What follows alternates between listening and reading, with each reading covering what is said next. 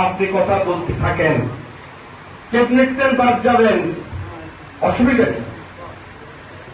আপনি তো শহীদুদ্দিন চৌধুরী কোনো ফকিরের ছেলে না, কোন অভাব নয় আপনার, কিসের অভাব? আপনি কথা বলতে থাকেন, বাদ যাবে বাদ যাবেন, প্রতিজ্ঞা থাকবে সরকারের পতন হবে, আমরা পালিয়ে যাব না, এটাই হবে রাজনীতি, এটাই যদি আমরা করতে পারি।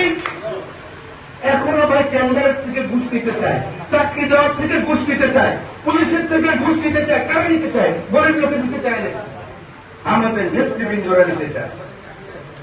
আমাদের নেতৃবৃন্দের গ্রামে খবর দেয় পুলিশের চাকরি দিয়ে টাকা পাওয়া যাবে, ওরা অব্দি ওই পয়সা রাখতে চায়, ঠিক না?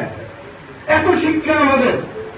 আমার নেতা শরীফুদ্দিন জিয়া রহমান পেটে ছিলেন না, নিজের আপন ভাইয়ের সাথে নিউ ইয়র্ক থেকে এসেছেন, 15 দিন ছিলেন ঢাকায় ভাইয়ের সাথে দেখা করার জন্য।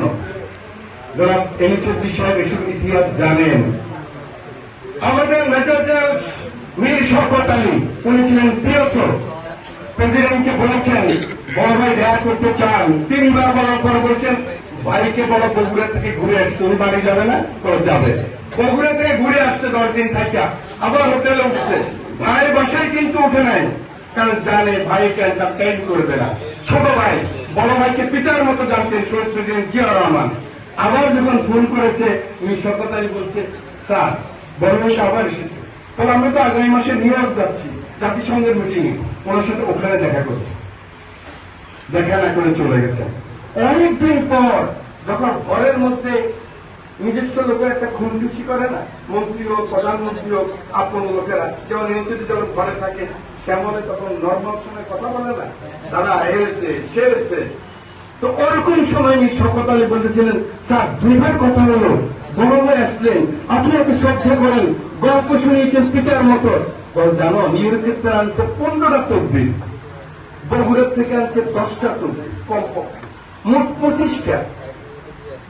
আমি একটা তকবীর ওনার রাখবো না, আমার ভাইকে আমি অস্বীকার করবো কি জন্য, কিভাবে? সেজন্য দেখা করি না। সেই নেতার রাজনীতি আমরা করি, সুযোগ পেলাম বলে গেলাম, আমরা ওইভাবেই চলবো, খাবো না। এবারে রাজনীতি হলে উপাস থাকবো, আমি যদি না খাই আমার কর্মী কেন খাইতে চাইবে?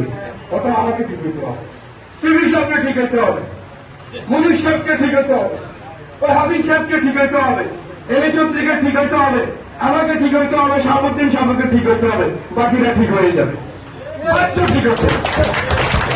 সেই রাজনীতির আহ্বান জানিয়ে আমার নেতা তারেক রহমান জাতীয়তাবাদী শক্তি, আমি সংসদে বলেছি জাতীয়তাবাদী শক্তির যে নেতৃত্ব করেন তাকে বাঁচানো অনেক কষ্ট, কিন্তু শুধু সততা দিয়ে, ওই যে মেজর হাফিজকে বলেছি মাননীয় রাষ্ট্রপতিকে, ইন্টিগ্রিটি ট্রান্সপারেন্সি অনেস্টি দিয়ে আপনার নেতাকে আপনি বাঁচাতে পারবেন ঐক্যবদ্ধ রাজনীতির মধ্যে।